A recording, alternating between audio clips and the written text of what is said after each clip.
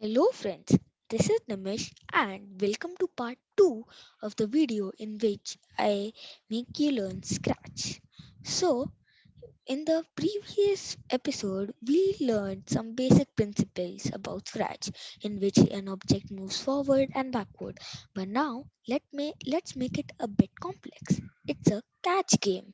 So don't worry, it won't be that complex, and if it is complex for you, I'm there for you. I'll be telling you the code. And now let us start. And if you have a question, you can put it in the comment section below. So first of all, I'm going to scratch.mit.edu, and then I clicked on start creating. And now I have removed the cat sprite and gone to the choose a sprite column and selected apple and bowl. Yeah. So here we have the apple and the bowl. So first we are going to do the code for the bowl. So we have to do a code in which at the starting it has a position in which it will always start from. So we'll do the position right about here. So now uh, we have to go to set x to blocks in which set x2 and set y2. So now and when green flag is clicked. So when I so even if it is over here, then it stays over here. And then we have to do the code. It's a type of new block. So first we are going to take out and if and then go to sensing and do key space pressed. Instead of space, we're going to put right arrow key. And if right arrow key is pressed, we are going to move change x by 10, and we're going to put it in the when clicked. And now when I do the click and I'm touching it right, but it isn't moving. Why? Because it's only checking it once. We have to do in which it checks, keeps on checking forever. So we are going to do the forever block. And now when I am doing for the right, it moves for the right. Okay, that's perfect. And now we are just going to duplicate this and over here, and instead of right we're going to put left, and instead of change x by 10 we're going to do change x by minus 10. So now when we click the green flag, we have an object which can move right and left. That's perfect. So now for the apple, we want it to be at the top, and the topmost part in scratch in which an object can be seen is 180. So we want it to be at the top, but go to a random position. So for that, it's a new block. We have to go to the random position and also set y to 180. 179 we'll do so that we can see it a bit more. And as always, when green flag is clicked. So now when I click the green, it always changes. You can see that. So that's perfect. And now we have to make the apple fall down. So all we have to do is take the forever block and ch- uh, change y by minus y. So change y by minus 5, so it goes down whenever it changes y by minus 5, and we are going to put this in the forever block. So now let us see, check it out.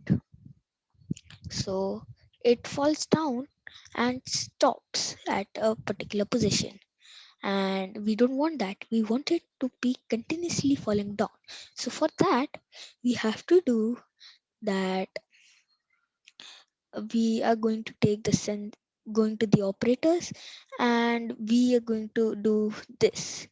If the and go to motion now and take out that if y position is less than minus 170. We're going to put no, let's put 180. If y position less than 17 minus 170, and we're going to put the if block, and we are going to take this code and put it over here. If y position less than minus 170, then we are going to repeat this code, just this. And but we haven't put it in the forever block, so let's put it in the forever block and let's see. So it always does it. It always moves whenever we want it. So now it can move downwards. But now let's make a feature in which when, so if the apple is touching the bowl, then it stops and then goes to the top. So for that, we have to do if and then go to sensing and go to touching, and instead of mouse pointer, we are going to put bowl. And if it is touching the bowl, then we have to put the same code. Duplicate and go to random position and set y to this. So now let's check it out. See, if it is touching the bowl, it's starting again, and if it's not, it's starting again too. See, can you see it? Yeah. But now we want to maintain a score, and a score is basically a thing in which if it is in which we will put it to, if it is touching a bowl, it will add it to the score, and the score will really help us because then we will know how many times are we did we touch the ball, and it can also be a little bit of competition. So we're going to do if touching bowl, then go to variables, and then instead of my variable, we are going to rename the variable to score. Okay, so we are going to change score if score by 1, and then go to random position and like that. So if it's touching the ball, the score is increasing, but now we can't see the score because the score mark has to be tick marked. And let me show it to you once more. See, here is the score. Let me show it to you once. See, if it is touching, the score increases. But the last time score, when we stop it, it doesn't reset it. So it always stays the same. So for that, the thing that can help us is set score to 0. And we're going to put it when this thing is clicked. And to make it a little more competitive, here we have it. We have the scratch game, the catch game.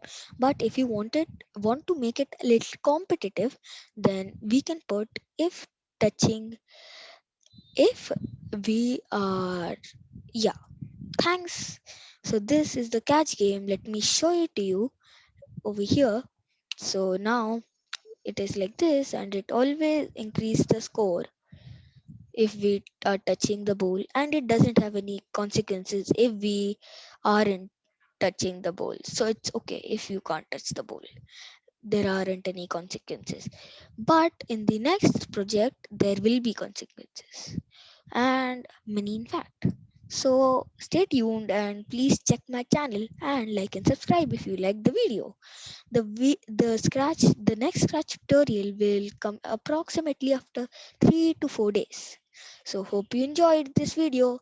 Like and subscribe if you did. And bye. Thanks. Bye.